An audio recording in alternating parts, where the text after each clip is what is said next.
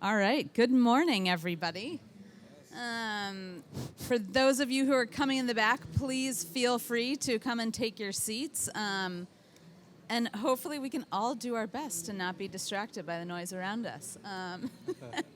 But we are here this morning to talk about moonshots in mobility. And I hope this is a pretty big title.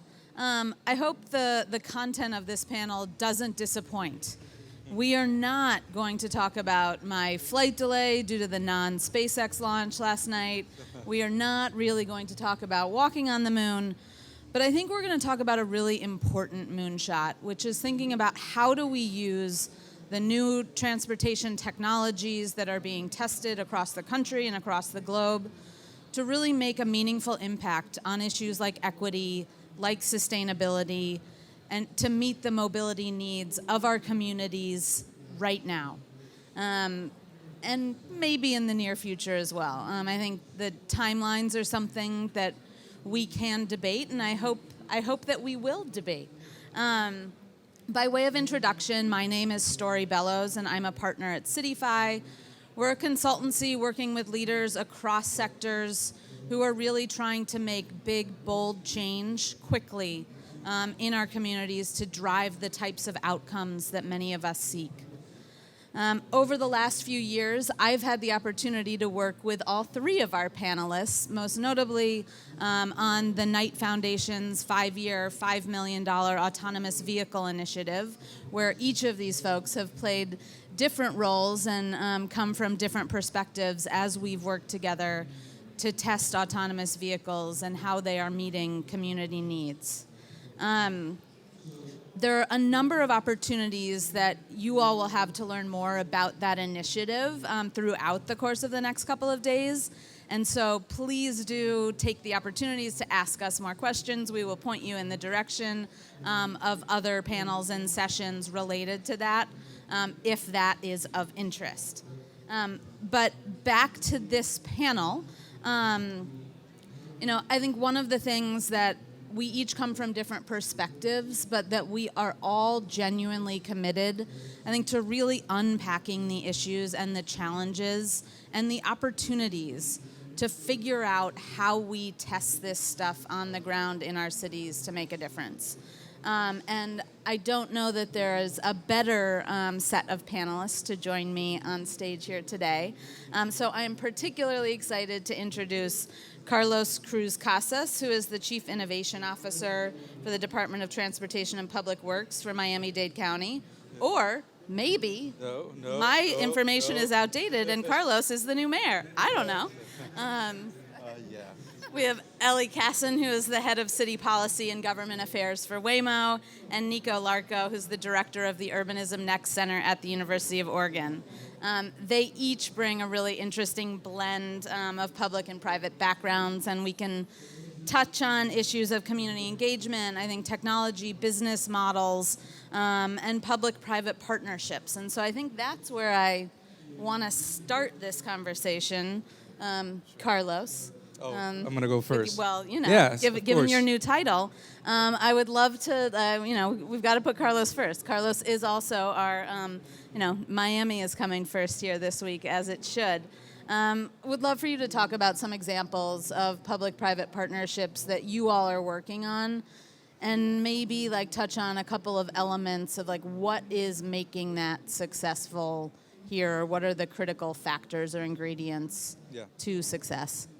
Excellent. So welcome, everyone, here to Miami. Hope you can hear me. Yes, correct? Perfect. Excellent. So like the mayor mentioned, we are very welcoming to new companies, new innovators, and people that come into Miami to innovate and help us get to better mobility outcomes. That's the only requirement we have. You join, you come, bring all the things you want to do. We're not going to talk about jetpacks or all the other things around, but it has to add up to better mobility outcomes. I think one of the first ones you're probably going to see them around is the autonomous vehicles from Argo and Ford that will be running around in Miami-Dade County. It was an interesting partnership because it was more about learning and engaging. It was more about them basically testing their technology, running around with the cameras and sensors throughout Miami-Dade County, and us learning about the experience of the people outside the car. right? We focus too much on the people inside the car and how this is going to take me places and how this is going to make me feel safe. But we're talking to cyclists and people walking. You see that car with a little tiara on it, that probably the best driver in Miami-Dade County. How does that make you feel when you're basically going around? That's, I think, to me, was great learning from it. Another from it is that we talked about a lot of autonomous vehicles and technologies and the business model that are going to come through it. And one of them is deliveries. Everyone here probably use a bunch of these new delivery applications out there. And let me tell you, if the pizza delivery guy is no longer going to go 3 flights of stairs to give the pizza to you in your door, that means you're going to come down. So we start seeing people in the bathrobes and basically barefoot coming into the streets of the city of Miami. And now we start saying there's a lot more interaction on the street that we were not prepared for. So how we actually, not that we want people in bathrobes and walking barefoot, but how do we prepare the physical environment on the sidewalk to interact with the vehicles coming in the short term? And that interaction on the sidewalk, people walking, biking, eating, and at the same time just getting their delivery. So I think those are the initial. We've done great partnership with mobility providers for moving people around to actually extend the reach of transit. You know, there's a point that we need to start extending that definition. Public transit has been for years bus and rail, and I think now we can argue can be bus and rail plus everything else that can connect people to opportunities. And you were looking forward to really working with everyone, you know, and you guys and everyone around that can help us connect people to the opportunities as they move on. Thank you. Thanks. And Ellie, over to you to talk a little bit about how you see public-private partnerships today and what opportunities you may see with Waymo moving forward or autonomous vehicles more broadly. Well, Waymo has entered into some partnerships with the cities where we operate, and maybe it's worth mentioning what Waymo is in case anyone in the audience isn't already familiar. So Waymo is an autonomous vehicle technology company, and we were started by Google, and for years we were an R&D project within Google, and then in 2016 we spun out, we sort of graduated from Google's R&D program and became our own company, Waymo. And we developed the technology that allows a vehicle to drive without any human involvement whatsoever. So not driver assist, where you still need to have a human in the front seat ready to take over for some parts of the driving, but full autonomy. So no driver's license required, no one in the front seat. In fact, you're not allowed to be in the front seat in our cars, but you can be in the back, taking a nap, reading, hanging out with your kid, whatever you want to do while the car takes you to your destination. And we operate a ride-hailing service. So you don't buy a Waymo, you hail a Waymo on our app. And you can do that today in Phoenix. We're the only company in the world that's operating a fully public ride-hailing company, autonomous vehicle ride-hailing company. So if you go to Phoenix, download the app and try it. It's very cool. Have you guys done a ride? No? Yeah. Can I say it? Yeah. Yes, Yeah. I've done a ride with it. Yeah. It was great. Like, again, sometimes it was like, you go a little faster. We got a custom, at least in Miami, people drive very fast. And you go a little faster, but ultimately, it's a safe ride, tight turns. It's just great.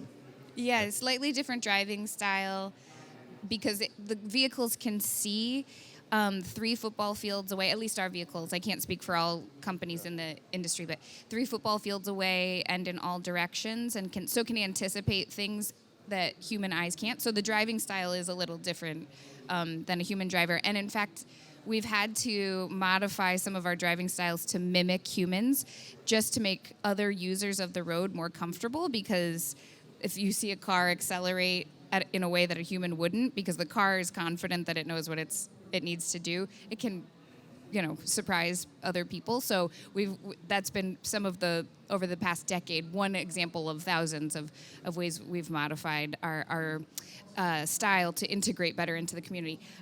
Partnerships is what I'm supposed to be talking about. Okay, so sorry, I just thought that was important that we kind of establish what it is that we do. So we have had some partnerships with University of Arizona and Valley Metro down in the Phoenix, Chandler, Arizona area, where we looked at what happens if people have access to our rides at an affordable price point.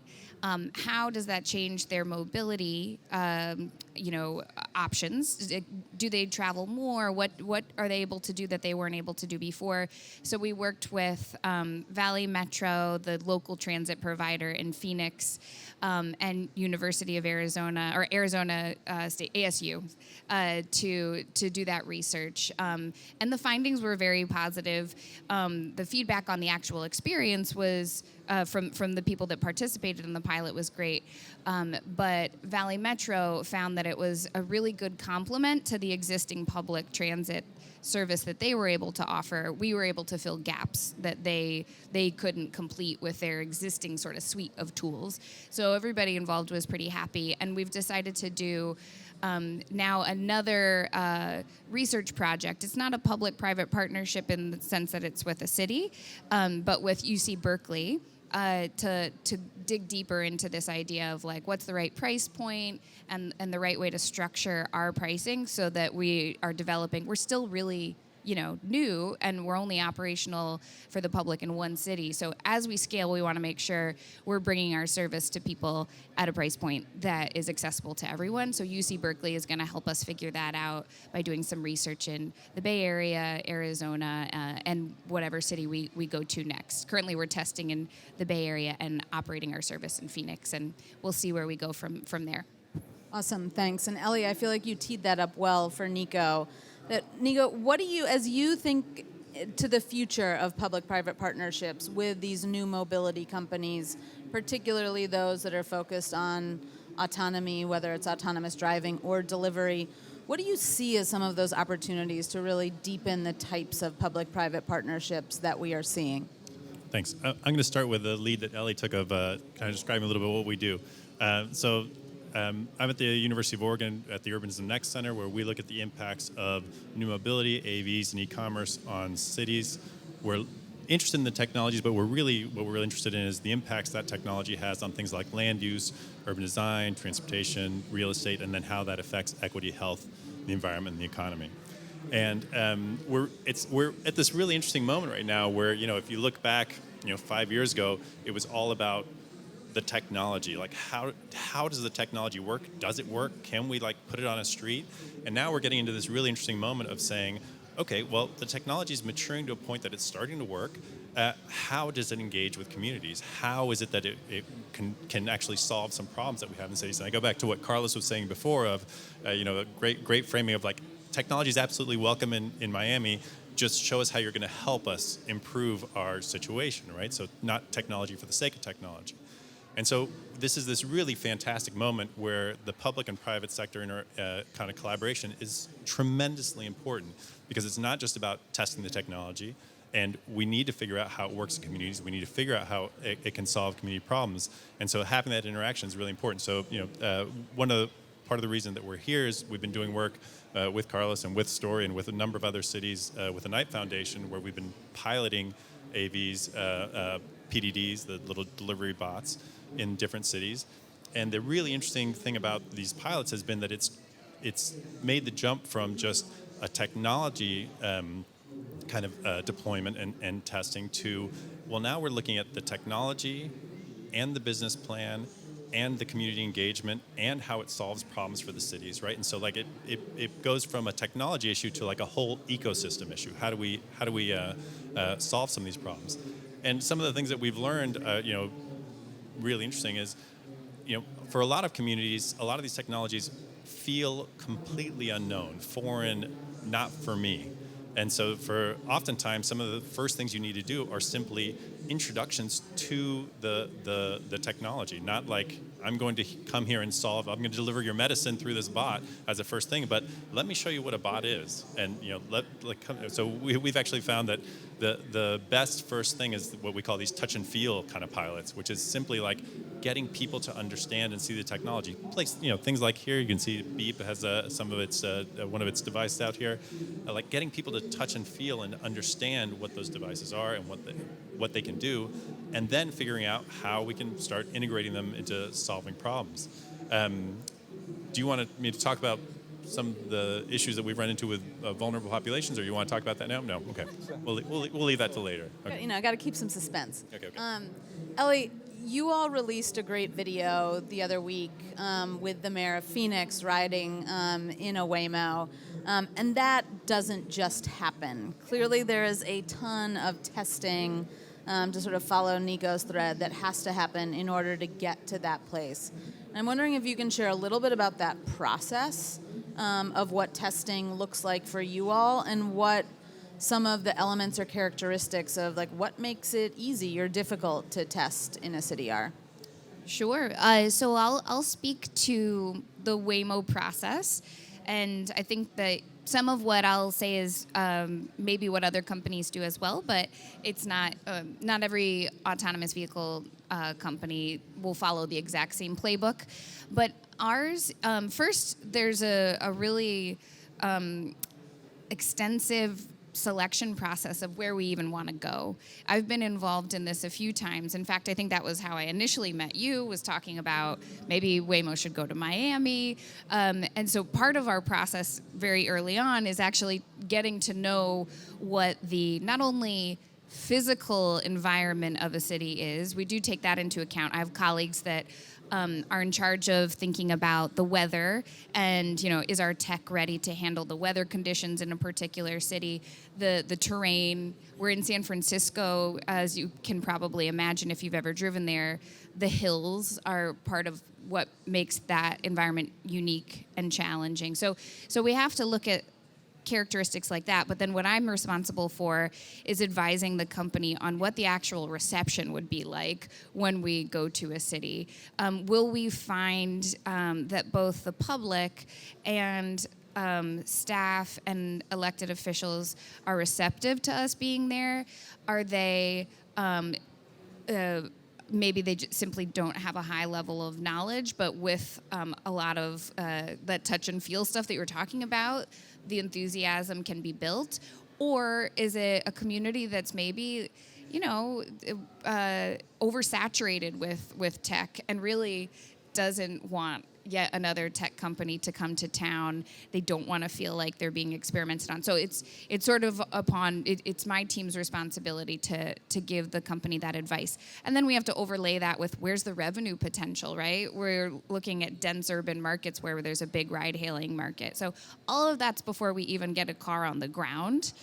Sometimes we do go send essentially like a scouting mission, and a few cars will go out and learn about an environment maybe a year or two before we think we might be interested in going there at scale.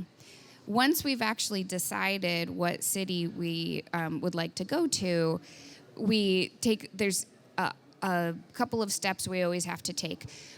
First, we create, using humans driving our cars, so same suite of sensors that eventually drive the cars autonomously, are used to create foundational maps. You all probably drive using GPS. We need maps that are far, far more detailed, like down to the millimeter of a built environment. And that becomes like the static, semi-permanent thing that we drive upon. Then we actually start the process of doing the autonomous driving in stages. First with a human doing the majority of the driving, then increasingly the autonomous system is driving with the human just taking over when the system encounters something it doesn't understand, and the human logging what it was, so we can keep learning. Eventually, we get to a point where we use our driverless software. In some states, we need permission to actually remove the human. That's the case, for example, in California. When the company, and in the case of, say, California, believes we're ready, we can remove that driver. In other states, that's left up to the company, as was the case in Arizona, where Story mentioned that we just recently gave the very first rider only, we call it ride, to the mayor of Phoenix, and she had a really wonderful experience. And there's a video, we asked if we could film it, since it was an exciting moment, and she loved it. And so that's, eventually what we aspire to get to is removing that driver and folks getting to use our service, as I said, using our app. Go ahead. You forgot to say that on that road show, you came to Miami to experience severe rain. That's Severe right. rain. And I know all of you experienced that yesterday, right? But I think it was something interesting that you mentioned, right? It's a amazing technology, a lot of computer and algorithm and a bunch of things that I really don't understand.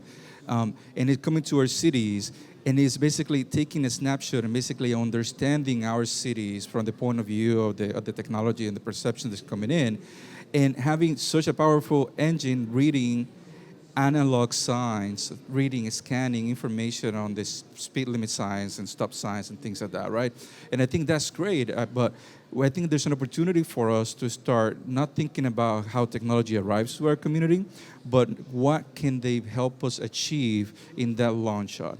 And one of the things that I want to achieve, to me, the future of mobility, of course, fully depending on future workforce and future housing, but ultimately is the ability for us to build cities like we mean them. And by that I mean to create a full context around the city and how the streets need to be designed. I don't know if you know, but the streets and the speed limit on the streets are designed purely today, right? And the number that is given on how comfortable a driver feels driving around. There's that equation that tells us that this is speed limit, right? So why do we need to start just kind of following that mechanism and arriving at that?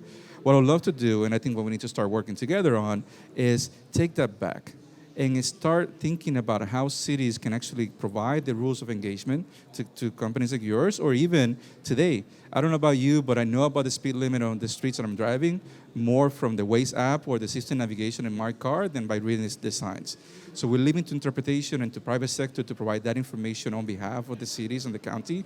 And I think ultimately there is a room for error there. And ultimately, yes, it's a room for error from the driver. But if we have the opportunity to change that and actually create a mechanism that we provide that policy in real time and we provide that information more accurately, you are setting meters of accuracy, right? Today, I don't know where the school zone starts or where it ends, basically. Is it the flashing side or the sign? So if we can actually take advantage and move towards that direction and start having cities empowered to deliver policies and digitize the infrastructure, I believe then that's when all these new technology is going to have a greater impact, because now we can have, in Washington Boulevard, Washington Avenue here, just 10 miles an hour when it's late at night and people are just walking and going around restaurants, but 30 miles an hour where nobody's around. We have that flexibility that today we don't have because of heavy infrastructure.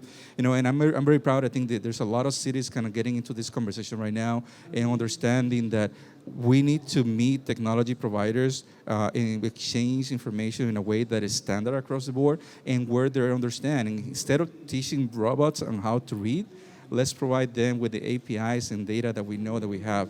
So if you can look it up, we'll definitely want to continue to expand on the term of mobility data specification that is managed by the organization founded by cities with this very same conversation is we're responsible for managing demand in the public right of way, time, space, and mode, and we had the opportunity to start doing this. We're doing now with scooters, we're doing with curb management, we're doing all these local things that happen, and I really think it's a great platform for cities and private sector to come together and start getting to talk about the better outcomes of mobility in the future. So one of the things that we've been working on is this personal delivery device, the pilot program in multiple cities across the country. And one of the real challenges, I think, for this kind of deep testing and experimentation is the need for vulnerability. And I'm wondering how you think about vulnerability from a business model standpoint, from an investor standpoint. Like, what are the things that we can do collectively to start to make it viable and a real positive thing for some of these companies who have early stage technology to be able to come in and learn stuff with a little bit of a spotlight on? Like, that's a tough thing to get a lot of people to want to do. but it's so critical if we want to be able to deliver these outcomes. Let me jump in. I'll let you guys. Do you hear the story of the little delivery bot that couldn't cross the street because couldn't push a button? No? That's the story. You know, even a technology came into our streets and actually couldn't cross the street because the infrastructure is not yet ready for it, right? So there's a lot that we need to do in collaborating, and I think that's part of the partnership is come in, let's talk about goals and outcomes and actually work towards identifying what's the path to deliver that solution. But I'll let you guys jump in. I just love that story. There was another good story of a PDD pushing its way through a police a crime scene the other day that was on Twitter that, you know, it was making its way across the street, and, you know, our infrastructure wasn't set up to tell it couldn't do that. So this actually is it's a topic of conversation with cities that I have a lot, and internally at Waymo. As you can probably imagine, there's like a tension between the company wanting to keep information private. We like our big tech, you know, you can picture like the tech reveals of the new product and stuff like that. And of course, that's part of the culture at Waymo. We're a Silicon Valley tech company. But also, there's an awareness, and I give Waymo leadership a lot of credit for creating a culture within the company that we're not introducing a new type of software or cell phone. We're bringing something to the streets that has very like physical, real interactions with the communities where people live. So we can't be super coy and withhold information until the last moment. We need to be comfortable sharing things in advance. It's a delicate thing we're always navigating as we get ready to announce where, you know, maybe what our next city is or what our next stage of readiness for in the process of going fully autonomous is. But it's one that we're able to do once we've developed relationships with city points of contact. So I would say Carlos is an example of someone that's very easy to pick up the phone and call and give an update to and feel confident that you can be vulnerable and what you're sharing is not going to end up in the news the next day. And I would say that we've gotten to a point in a lot of cities where we have those kinds of relationships, but not all of them. Some cities are hard to work with. And I think that there almost is a point of pride in that they're like, we hold companies' feet to the fire. And I'm like, that's cool if that's your thing, but that is going to be limiting also to what we're not going to share as much with you because it makes us vulnerable in a way that's not good. Vulnerability, I think, for us is really good. Humility is really good. We need to sort of shed that, like, historical baggage of, like, tech companies being like, we've got it all figured out, cities. Don't you worry. We're going to bring this solution to you, and you're going to love it.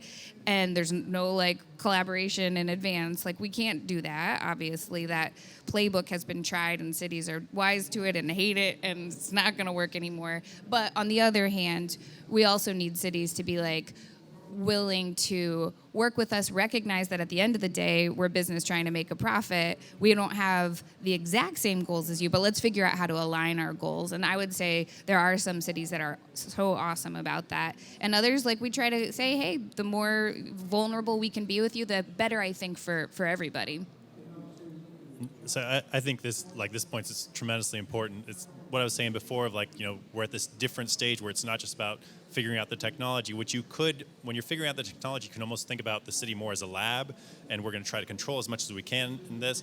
When you start to get to, as Carlos and Ellie were saying, the actually solving problems with and for cities, it's a lot messier, and you're dealing with communities, and there's going to be things that work and things that don't work, and so having being able to experiment, try things out, have things fail, have trust develop is tremendously important. And it's kind of interesting hearing both of you speak.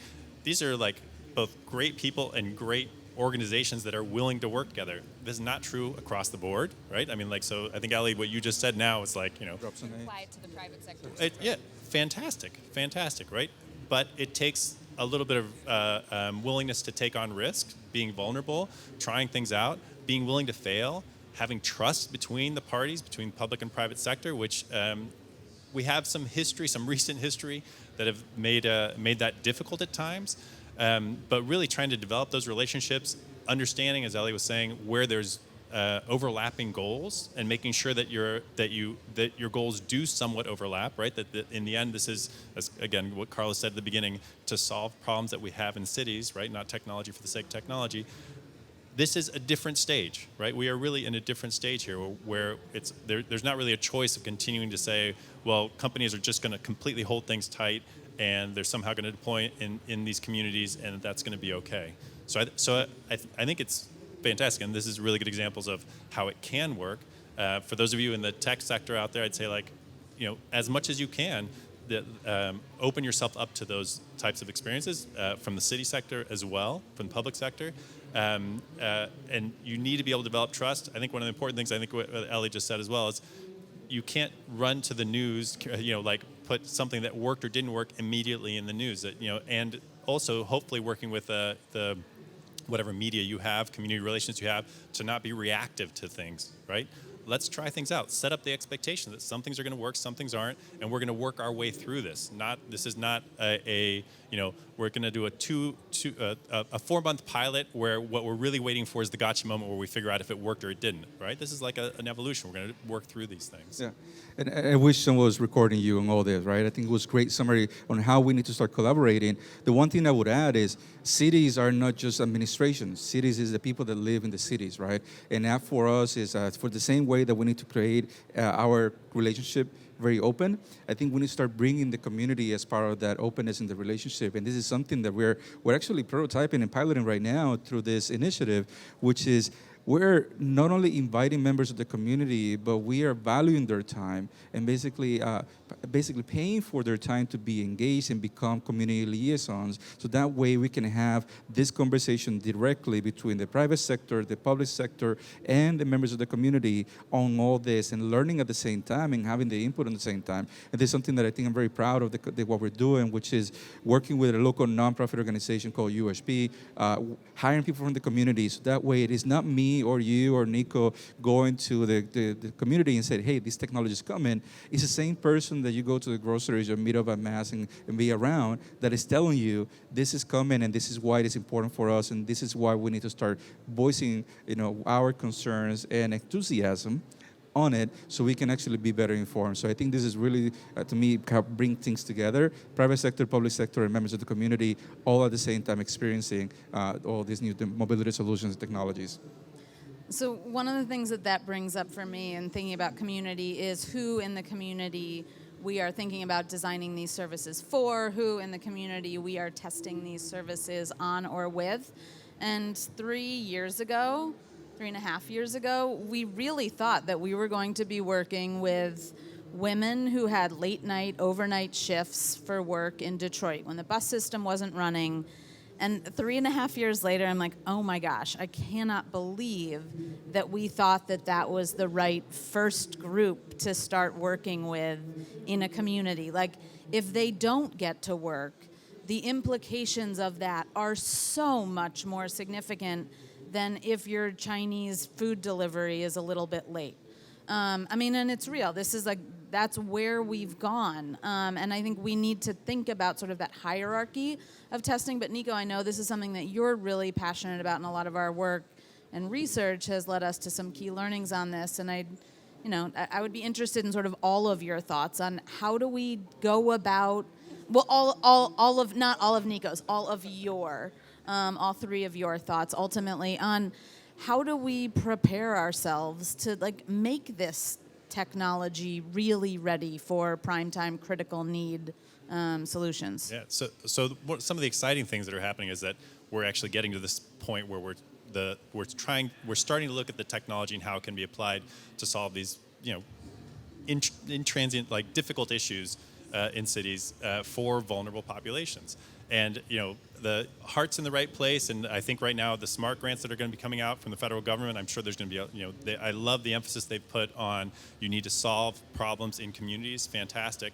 But there's really difficulties with that, and we definitely have seen it with the work that we're doing with the Knight Foundation and Carlos and Story Cityfi and a number of other cities, which is that, as Story was saying, some cities have a lot less, are a lot less risk tolerant. We'll say, like risk is a real problem, right? As you know, if I can't get to my job in time, that's a problem. If I can't get my medication, because this is the only way I can get my medication, that's a problem. And so even though I think sometimes we have the heart's in the right place and fantastic, oh my God, we're going to solve this really difficult problem, we need to make sure that as we pilot in vulnerable communities that we also have safeguards for those things, right? So if it turns out that I can't, for some reason the bot didn't work, or the weather was worse than I thought, or we just had technology issues, or whatever it might be, that we still can deliver these services for populations that absolutely need these services. So figuring out how it is that we have those backstops in those situations. And also, not forcing these technologies on communities, but instead offering and having kind of an opt-in model, right? I'm someone who's, in a vulnerable population. I've got a lot of stresses in my life. I don't really need to figure out a new technology to figure out how this thing works. Don't force it on people. Figure out how it is that people can opt in. And then also, as I said, give them those backstop. Make sure that there's a way that we're taking care of people all the way through. And then one last thing I'll say is, oftentimes these things are pilots. We're going to do this for 3 months, fantastic, and then it's gone. So how do we transition from that pilot to continuing service? People still need these services. As we think of a pilot, what is the long-term game? What's the long-term solution in this that keeps people with getting those services and having their needs fulfilled? What you said brought up a lot of thoughts. One is, I didn't know that about the Detroit example, but Wing, which is a company that was also part of the Moonshot factory that Waymo came out of, wanted to use drones to do medication delivery in rural areas, and then went through the same thought process and ended up experimenting first with burrito delivery. They were like, let's start with something lower risk. If your delivery doesn't arrive, it's just a cold burrito, or or it arrives late, not medication. So yes, we've seen that thought process as well. There's so many double-edged swords to this question of vulnerability, because at Waymo, the lead times on our work are so long. So if we choose to wait until we've had the sort of appropriate relationship development time to really build understanding and trust in a community that's maybe not historically gotten access to new shiny tech first, then we're actually months behind, years behind in starting the process of getting, you heard me describe the steps we have to take to bring this tech to reality. So we also don't want communities of color, lower income communities to be behind in being able to access this. So that's something we've talked about internally, is how do we balance education and being mindful of how we enter with not actually putting those neighborhoods on a delayed timeline. I know we only have 30 seconds left, so I have more thoughts, but do you want to jump in with anything? If not, I can keep going. No. To me, I think this is all on point. To me is we need to build trust in the community before we can actually go in and trying to think about what we believe is their issues and concerns, right? And I think that's why this idea about the community liaison program and engaging them and creating that conversation from the ground up is really the way forward, and help us basically then have a situation for us to identify a solution, not a solution looking for a situation to solve, right? So I think that's inherently something that we need to do. And when talking about AVs, to me is, other than say hello and goodbye to your driver today on an Uber or Lyft or a microtransit, the experience is the same, right? So to me, let's start from, okay, if your issue is mobility, right, and we need to talk about the cost of that and the impacts of everyone around, but can we then start addressing that now and use microtransit on-demand solutions to be as a proxy towards learning on how this experience, because it might be that they don't care whether it's a driver behind the wheel, but they care whether or not they have to use a credit card to pay for it, or they have to call a number or use a smartphone that they might not have, which the experience is saying. So how we can start addressing that now, and then basically sweep in, take the driver out, and put the technology on it. There's a lot that can be done right now to achieve that. Well, I think there's a lot at Waymo that we have to do right now, because if we wait and we get this beautifully functioning tech that's really popular with certain communities introduced, and then after the fact tried to be like, oh, let's make sure it's also accessible for people that are visually impaired or are on a fixed budget or whatever. We try to do it after the fact. It's not going to work, and that's something that we've pushed hard internally to do, is like we have to be testing these things and introducing these things from the beginning. It can't be something we add on at the end if we want to be authentic in making this a service that's actually available to everyone and meeting the needs of the cities that we're coming to. I would love to thank each of you for your thoughts in this conversation. I think as we think about how do we use piloting, experimentation, which is critical in ultimately delivering outcomes that we're hoping to see in our communities, how we not just only have cities or companies where they are thinking about the role of trust and vulnerability, but how we make this replicable, how we develop a system that actually rewards cities and companies for figuring out how to work with each other is something that I think we're all going to keep talking about. I encourage all of you to join us at some of the other sessions where we'll be talking about this work, or to connect with us individually on the app. And we'll be over here to take any immediate questions right now. But thank you all so much. Please join me in thanking this great group. Thank you.